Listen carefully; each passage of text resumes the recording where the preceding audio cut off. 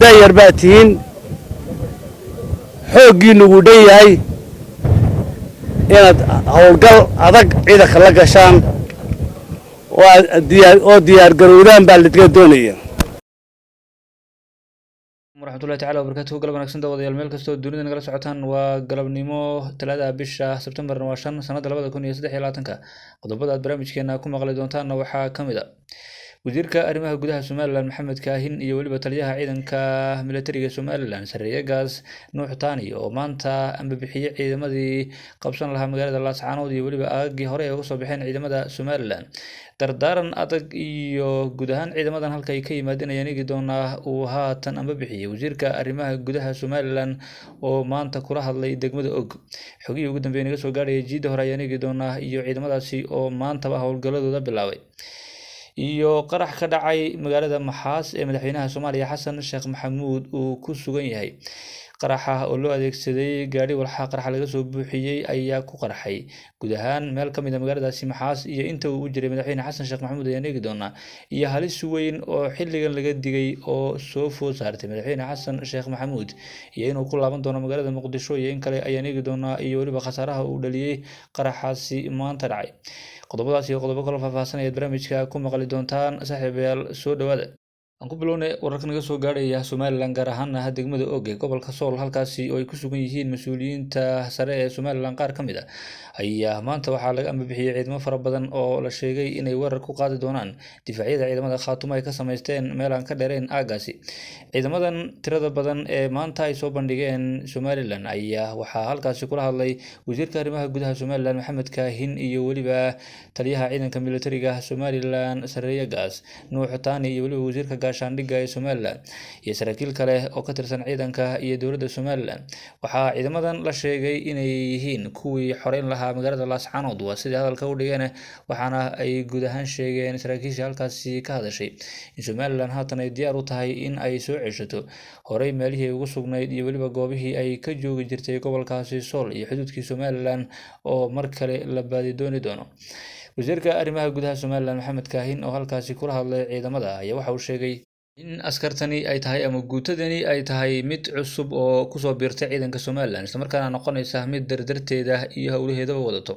wacdarana ka dhigi doonto goobaha hore ama jiidaha hore ee dagaalka wasiir Maxamed Kaahin ayaa waxa uu sheegay in ciidanka Soomaaliland aasaaskoodu halkan ka bilowday isla markaana loo baahan yahay in ay haatan ciidamadan cusub ee lagu soo daray ay wax ka bedel weyn ku sameeyaan jiidaha hore ee dagaalka isla markaana guulo muhiim ah ay soo hooyaan si kastoo xaalkooda Soomaaliland ayaa wada dhaqaaqyo xoogan oo ay ku doonayso in mar kale furimaha dagaalka ay kaga itaal roonaato ciidamadii Khaatumo ee ka soo saaray Gooja Cadde iyo guud ahaan magaaladii Laascaanood isla markaana ciidamada Soomaaliland dib ugu rogaal celiyaan aagaasi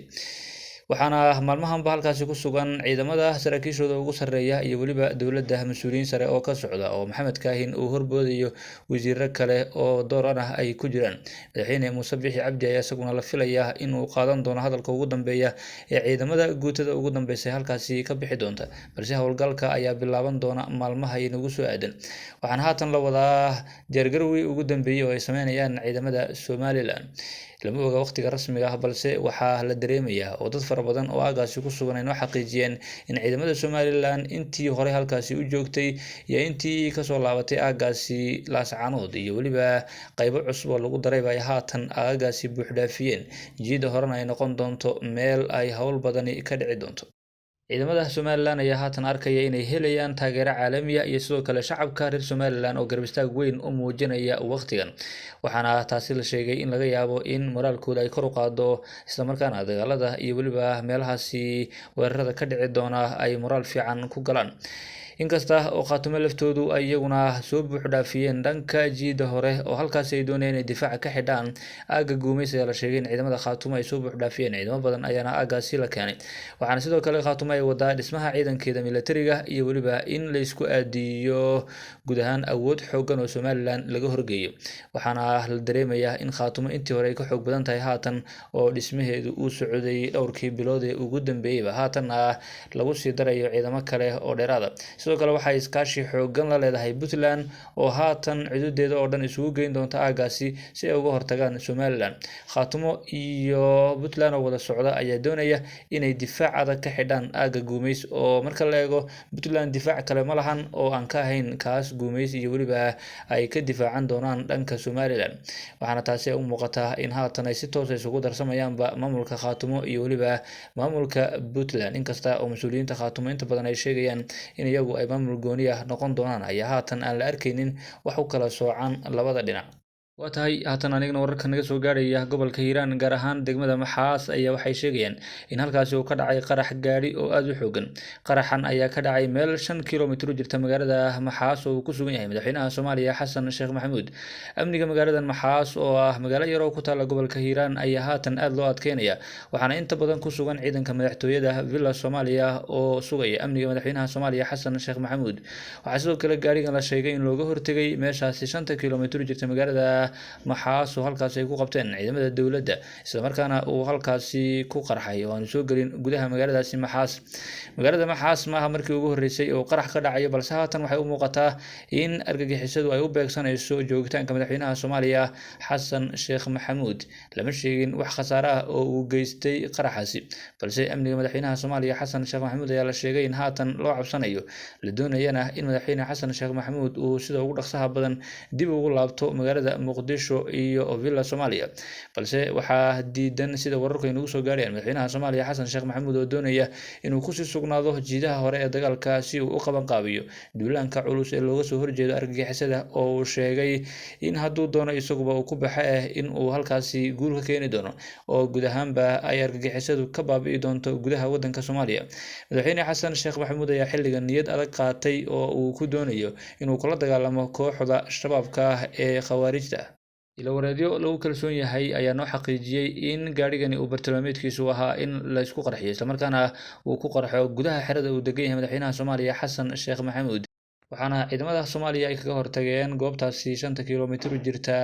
halka uu degan yahay madaxweynaha Soomaaliya Xasan Sheekh Maxamuud. waxaana loo arkayaa inuu u soo dhawaaday marka la eego masaafaha 5 kiiloomitir ah ee uu u soo jirsaday madaxweynaha Soomaaliya. inkastoo aanay jirin difaac ka shisheeya kaasi oo ciidamada Soomaaliya ay leeyihiin, haddana amniga madaxweynaha waxaa sugaya ciidamada Soomaaliya ee madaxtooyada Soomaaliya amnigeeda ilaalin jiray, waliba ciidamo kale oo dheeraad ah oo haatan lagu soo daray.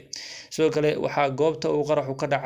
barkantarool ku leh ciidamada xoogga dalka gaar ahaan guutada 5aad qaybta 27aad ee gaadiidka ku baadha halkaasi. saraakiil ka tirsan ciidamada xoogga dalka oo aan la xiriirnay ayaa sidoo kale inoo sheegay in xogta qaraxa ay hayeen, isla markaana ay qarxiyeen markii la arkay gaariga,